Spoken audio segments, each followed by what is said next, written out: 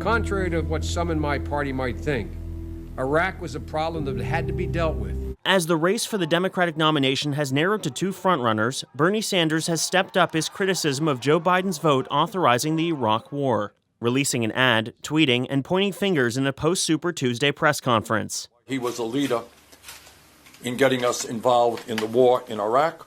The war in Iraq, which officially lasted from 2003 to 2011, led to the death of over 4,000 American service members. The vote Sanders is talking about took place 18 years ago during the 107th Congress. The bill that started the Iraq War prompted contentious debate, but passed with bipartisan support despite opposition from now House Speaker Nancy Pelosi and then Representative Bernie Sanders. The United States could set a precedent of a unilateral invasion of a country which could trigger disastrous results. On the Senate side, the bill also received bipartisan support, with 29 Democrats voting to send it to the president's desk.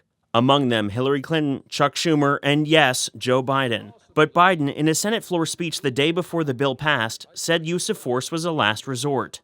Mr. President, there is no question that with regard to Iraq, we have a real and growing problem. But I also believe that we have time to deal with that problem in a way that isolates Saddam and does not isolate the United States of America. And it makes the use of force the final option, not the first one. In an interview with Newsy, President Barack Obama's 2008 campaign manager, David Plouffe, said he thought the vote would play a smaller role in 2020 than it did in 2008.